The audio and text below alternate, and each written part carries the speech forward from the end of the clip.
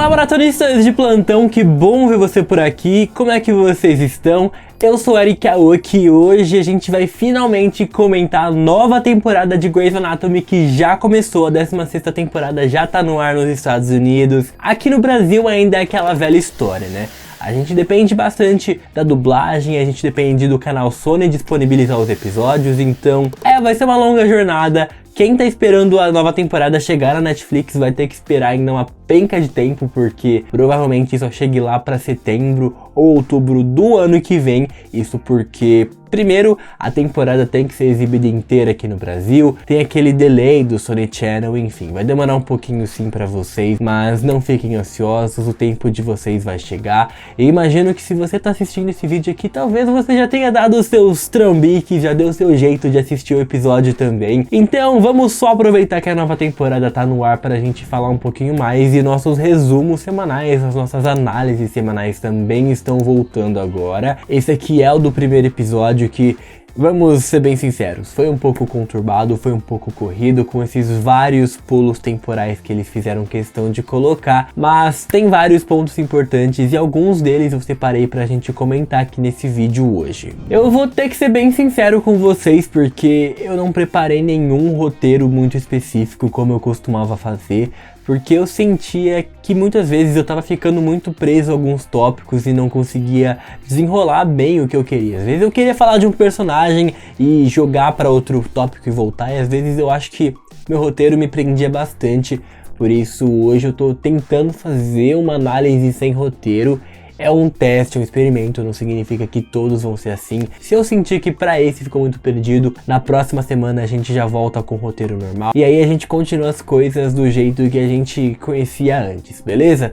Tá combinado? Então, vamos começar falando sobre a Meredith nesse episódio, porque ela começou agora a tomar as responsabilidades e sofrer algumas consequências das suas ações na última temporada. Isso a gente lembra que ela fez com a Gabi, aquela garotinha que ela ajudou, e tem toda uma questão. Eu acho que nesse meio tempo aí que a gente ficou esperando a nova temporada, os escritores de fato foram ler um pouco o que os fãs estavam comentando na internet, porque uma das coisas que mais ouvia a gente questionando era por que diabos a Meredith Grey, uma das sócias do Hospital Grey Sloan, uma médica super importante, ganhadora de prêmios, que com certeza tem uma baita grana, né? Ela também deve ter o dinheiro que o Derek deixou. Enfim, ela é rica pra caramba.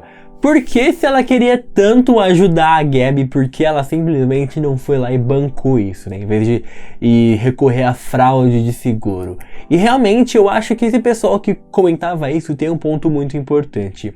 Eu também fiquei me questionando bastante sobre isso e eles explicaram assim por cima nesse episódio, porque de fato a Meredith não tava ali pra fazer uma caridade, a Meredith tá ali pra batalhar contra esse sistema que tá pisando em cima de tantas pessoas, e ela não acha isso certo, e a gente vê que realmente há uma grande injustiça nisso tudo. O real ponto disso é que eles queriam trazer à tona essa batalha da Meredith contra o sistema, né? Eles quiseram mesmo criar essa magnitude nessa temporada, e por isso eu acho que foi bem importante o fato deles terem colocado a Meredith para fazer uma coisa extrema, para ela conseguir chegar até outras medidas extremas. O que não necessariamente quer dizer que eu ache que isso era a coisa mais sensata que eles podiam ter feito. Eles podiam ter desenvolvido isso um pouco melhor, mas já foi, né? Fazer o quê? Vamos aceitar que é o que tá tendo para hoje e vamos sentar aqui, fingir que era a melhor opção mesmo, e é isso aí por enquanto.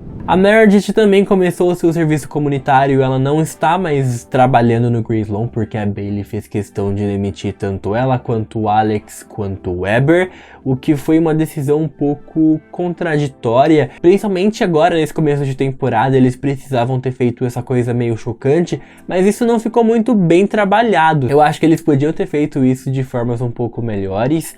Eu não sinto que a Bailey tinha necessidade de fazer aquilo da forma que ela fez.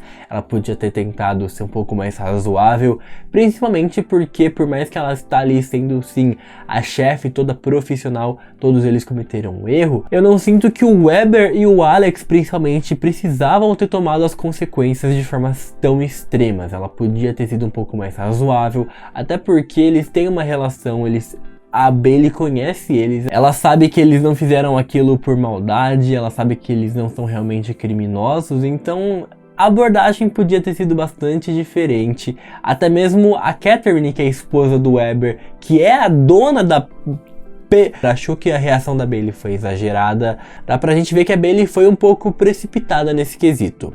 Inclusive, falando um pouco mais do Weber, nessa temporada, já que ele perdeu seu emprego no Grey's Lawn, ele começou a trabalhar numa espécie de aplicativo que mais parecia um iFood de médico, uma coisa que lembra um pouco o sistema antigo dos médicos, quando eles iam até as residências atender. Porém, eu realmente não entendo muito bem o ponto deles. Quando Grey's Anatomy começou, um dos pontos principais sempre foi um pouco da aposentadoria do Weber. E já se passaram aí 15 temporadas e o cara tá ali firme e forte trabalhando. Eu acho que o Weber é um tipo de pessoa que de fato não consegue ver a sua vida sem o trabalho. Isso mostra que ele ama muito o que ele faz, mas também mostra que ele não tá nem aí pra descanso e um pouco de tempo livre para respirar, não é mesmo? E também ele aparentemente vai começar esse novo emprego junto com o Alex nesse novo hospital, o que pra Catherine foi uma afronta direta. E tem muita coisa acontecendo. Esse primeiro episódio, com todos esses pulos temporais, acabou colocando muito acontecimento que parece ter ficado corrido, mas que na verdade foi no decorrer de 4, 5 semanas, não sei ao certo, mas foi um bom tempo aí para tudo se desenrolar. Não foi tudo de uma vez. Inclusive, falando em pulo temporal, eu tô sentindo que a série no geral tá começando a pegar um ritmo mais acelerado. O que eu não sei exatamente o porquê, mas eu acho que eles estão tentando chegar em algum lugar que não sei ainda ao certo o que é.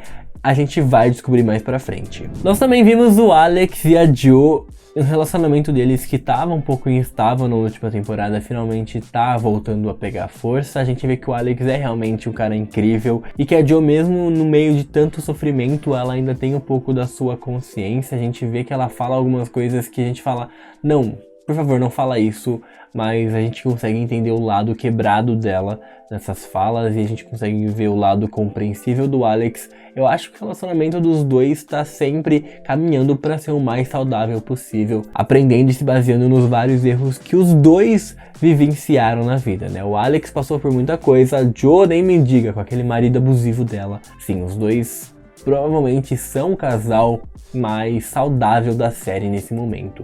E falando em casal e relacionamento saudável, vamos falar do outro extremo, né? Que é o relacionamento Jag, que é o Jackson e a Meg. E os dois aparentemente vão ter um fim definitivo, eles não vão continuar juntos. O que pra muitos eu sei que é uma dádiva, porque eu sei que eles não eram dos casais mais amados. Ainda mais que Jackson e April ainda é o casal supremo. Quando eu digo casal supremo, eu digo porque, olha só, eu acho que todo casal de série, todo personagem de série, quando ele se envolve muito forte com o personagem, esse meio que vira aquele chip supremo. Por exemplo, Meredith e Derek sempre vão estar marcados meio que um pro outro por causa de toda a história que eles tiveram. Callie e Arizona também é um outro exemplo, que mesmo elas não estando mais juntas, elas sempre vão ser lembradas porque elas foram um casal muito icônico.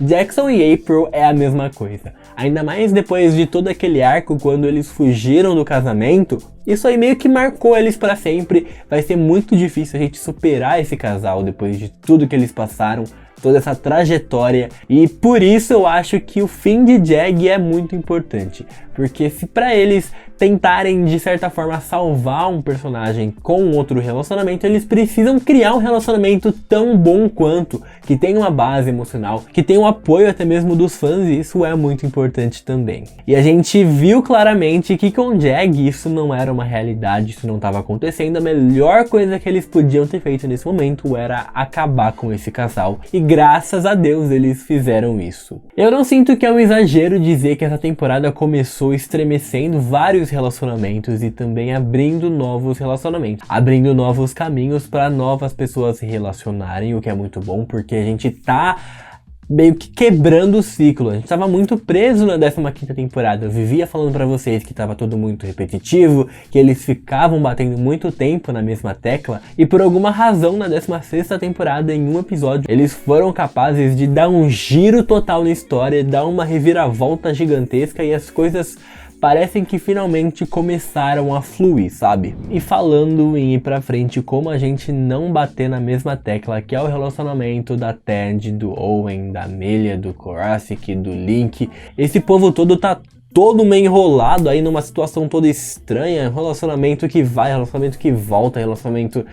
Enfim, é totalmente confuso, eu não quero... Sinceramente, eu não queria nem comentar com vocês porque eu não tô mais entendendo nada que tá acontecendo ali. A Ted de fato vai ficar com o Owen, eles estão se entendendo, mas ao mesmo tempo o Korasik entendeu isso, mas ele não entendeu, ele não sabe que os dois estão juntos, mas ele gosta dela, ele acabou de levar um mega pé na bunda, mas ele aparentemente não ficou nem um pouco bravo com isso, porque ele sabia que isso era uma possibilidade.